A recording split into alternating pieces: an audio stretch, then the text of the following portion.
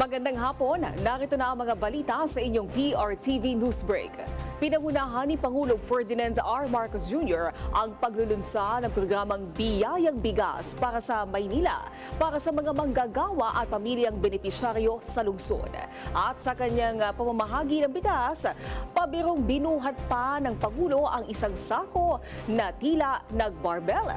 Alamin natin yan mula kay Christian Bascones. Christian?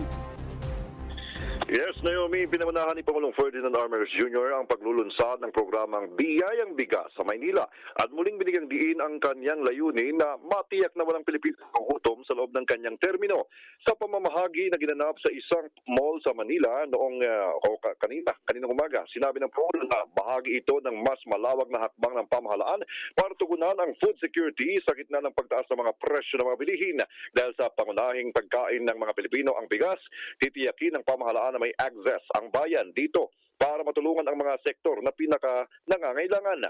Ayon pa sa kanya, halos 15 billion pesos na ang naipapalabas ng pamahalaan para sa programa hanggang April 15.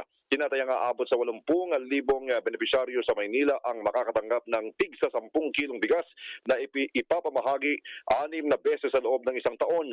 Hindi lamang sa Maynila ipapatupad ang programa dahil nakatagdang palawakin ito sa buong bansa na ang pangunahing target ay mga low-income na mga pamilya.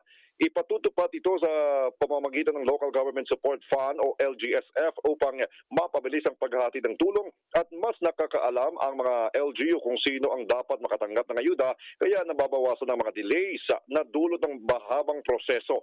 Aminado naman siya na limitado ang magagawa ng pamahalaan sa presyo ng langis, ngunit may kakayahan itong kumilos upang mapigilan ang pagtaas ng presyo ng pagkain. Sa pamamagitan ng mga programa tulad ng Biyayang Bigas, inaasahan ng administrasyon na mababawasan ang bigat ng dinadaranas ng mga pamilya at makamit ang layuning food security sa bansa. Kanina nga, pinangitik pa ng Pangulo ang mga benepisyaryo matapos itong pabirong binuhat ang sako ng bigas.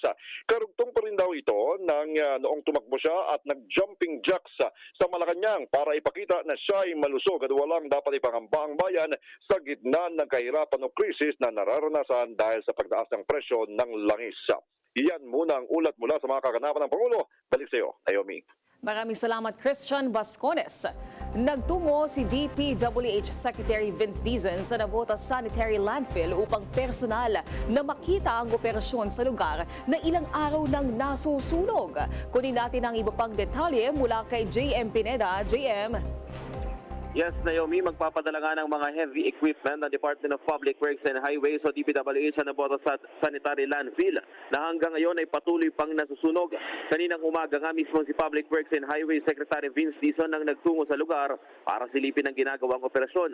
Ayon sa kalihim, mga bulldozer, backhoe at dredger ang inihanda ng ahensya na ipapadala sa operasyon para makatulong na mapatay ang sunog. Biyernes ng gabi nang sumiklap ang sunog sa 40 hektaryang sanitary landfill at halos mag-iisang linggo na itong inaapula. Bagaman idineklara na ito ng BFP na fire under control, patuloy pa rin ang operasyon dahil sa ninga sa ilalim ng mga basura na nagdudulot ng makapal na usok o smog. Nakakapekto nga rin sa mga lungsod ng Malabon, Navotas at bahagi ng Ubando sa Bulacan. At yan muna ang latest. Ako si JM Pineda ng PRTV News, nagsaserbisyo para sa Pilipino. Maraming salamat, JM Pineda. Pinaigting ng Education Department ang inisyatiba na muling tanggapin ang mga gurong OFW na napilitang umuwi dahil sa nagpapatuloy na krisis sa Middle East. Sa Tacloban, idinaos ng DepEd ang isang reintegration fair para sa mga guro doon. Alamin natin sa report ni Don Chu.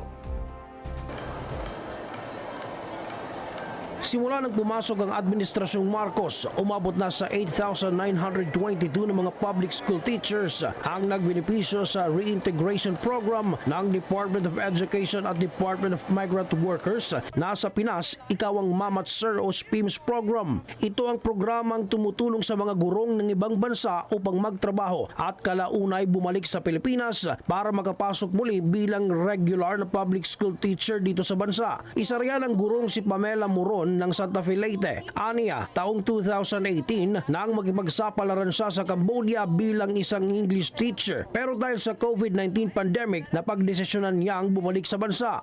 So lahat po ng mga uncertainties na amin pong hinarap, isa lang po ang naging sigurado sa panahon na iyon.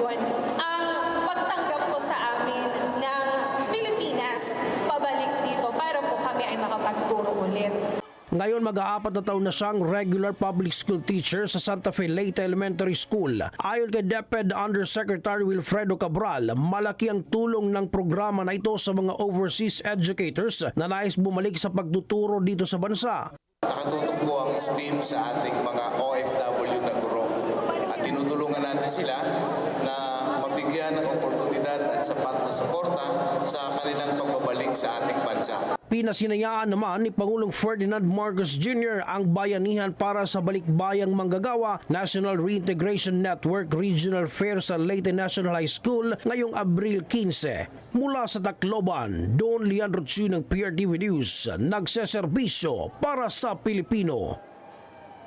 At yan ang mga balitang nakalap ng inyong PRTV News Break. Live kami sa free-to-air Beam Channel 31, Signal Channel 31 at sa YouTube. Tumutok din sa aming social media accounts sa Instagram, Facebook at TikTok at PRTV Prime Media. Ako po si Naomi Tiburcio. Magandang hapon.